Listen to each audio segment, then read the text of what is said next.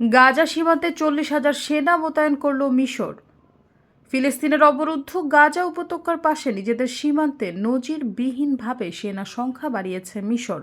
Israel গাজার রাজধানী গাজা সিটিতে ব্যাপক হামলার প্রস্তুতি নিচ্ছে, এমন প্রেক্ষাপটে কায়রো আশঙ্কা করছে হাজার হাজার গাজাবাসী হয়তো মিশরের উত্তর সিনাই অঞ্চলে প্রবেশের চেষ্টা করতে পারেন। মিডল ইস্ট আইকে দেওয়া সাক্ষাৎকারে মিশরের এক সামরিক কর্মকর্তা নিশ্চিত করেছেন বর্তমানে উত্তর সিনাইয়ে প্রায় 40,000 সেনা মোতায়েন রয়েছে। এটি 1979 সালের মিশর ইসরায়েল শান্তি চুক্তির আওতায় নির্ধারিত সেনা সংখ্যার তুলনায় বহুগুণ বেশি। সূত্রটি বলছে, গত কয়েক বছরের মধ্যে আমরা মিশরের সেনাবাহিনীকে এত উচ্চমাত্রার সতর্ক অবস্থানে কখনো দেখিনি। কর্মকর্তা আরও জানান, প্রেসিডেন্ট আবদেল ফাত্তা এল সিসির প্রত্যক্ষ নির্দেশে এই পদক্ষেপ নেওয়া হয়েছে।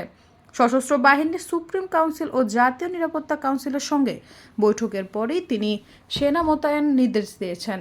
তিনি স্পষ্ট করে বলেন, ইসরায়েল হামাসকে নির্মূল করতে এবং গাজার জনগণকে স্থানচ্যুত করতে চায়, কিন্তু মিশর এই পরিকল্পনা কোনোভাবেই সমর্থন করে না। সৈয়দা ফারিয়া, সমযোগ।